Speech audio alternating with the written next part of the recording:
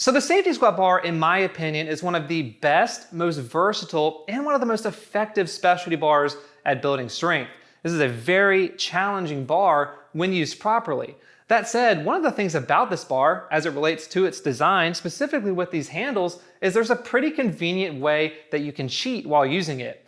In this video, I'm going to show you how that's possible, how to avoid it, and then a cool modification that you can use to not only eliminate it, but also create a very fun and challenging safety squat bar experience. I'll also share with you guys a safety squat bar that's currently available on the market that offers this as an option right out of the box. So more on all of this coming up.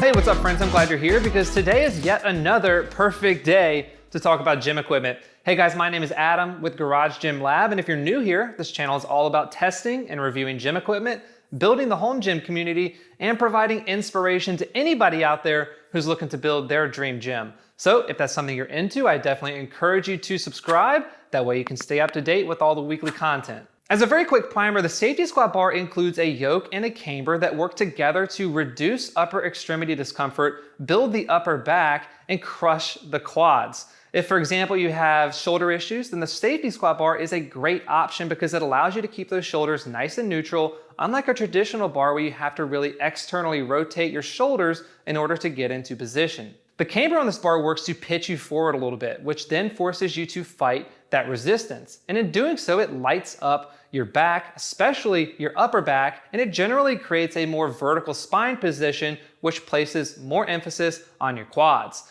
Compare that to a low bar squat where you generally have a flatter and more hip dominant movement, and you can see where the safety squat bar would create a different stimulus. Now, all of these benefits assume that you're using the bar correctly. At a bare minimum, you should be maintaining a neutral balance where you're not manipulating the load via these handles in one direction or another.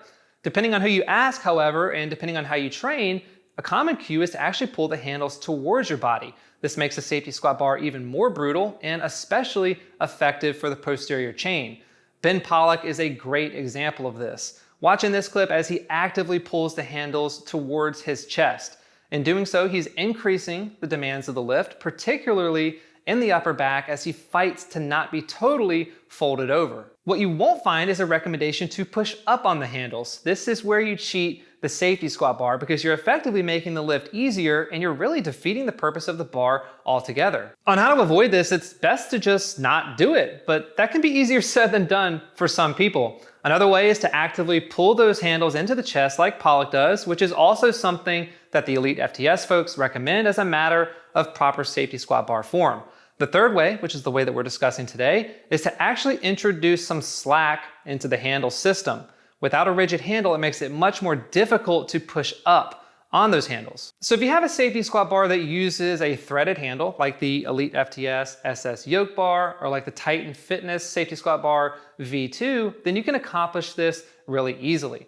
By the way, I have a video comparing those two bars. You can watch it right here if you're looking for any help on which one of those may be best for you. But again, guys, this is really simple. So these bars use a 3/4 inch thread, which means all you have to do is buy a 3/4 inch eye bolt like this. I picked this one up from Amazon. I'll put a link in the description down below, but it has a 2-inch length thread. It's very heavy duty and it sets into the bar very nicely. Once you get the eye bolt screwed in, you can introduce the slack in a number of ways. Here I'm just using a simple carabiner with a 3-inch cannonball grip from Rep Fitness. You can get similar globe style grips from companies like Rogue, Elite FTS, etc. But these were pretty cheap, they were in stock, and they work really well. Again, I'll put some of those other options in the description down below if you guys want to check those out. Once you get the globe set up, you can see that there's a lot of slack here. And what that does is it eliminates the ability to push up on the handles unless you really exaggerate it. I've got all this room for my hands to move around without causing change to the yoke. And of course, the more slack you add, the more challenging that becomes. It still allows you to maintain neutral, exactly as it would if you were using a rigid handle, and it still allows you to pull down on the handle if you want to take that Pollock Elite FTS route. If you want to introduce some more slack, you can easily do that by adding a second carabiner, by using some custom length chain from Lowe's or Home Depot, by using a rope, by using a band, or really anything else you can come up with to simulate slack. You also don't have to use these cannonball grips. I originally got this idea from Luke Ellis, who is just brutally strong and who also happens to have one of the best home gyms you've ever seen. But you can use other implements like the Rogue Anvil, like some loose chain. Here I'm using some loading pins, or really whatever else you want. If you're looking for an off-the-shelf option, you can check out the SS3 from Bells of Steel. That bar actually offers 3 different handle types right out of the box. You get a short handle, which is like something you'd find on the Elite FTS bar. You get a long handle, which is like something you'd find from Edge Fitness or Kabuki Strength. And you also get a chain handle with a nunchuck grip, which basically accomplishes what we've just discussed. The other interesting thing about that bar is that it actually offers rotating sleeves. I own V2 of that bar, but those rotating sleeves did not have bushings and the spin was really pretty bad.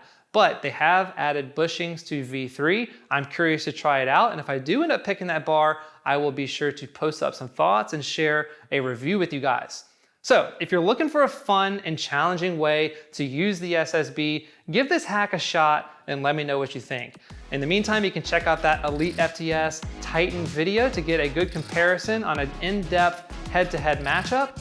Thank you guys so much for tuning in. As always, I appreciate you very much. I look forward to catching you on the next video. Until then, be well, and we'll chat soon.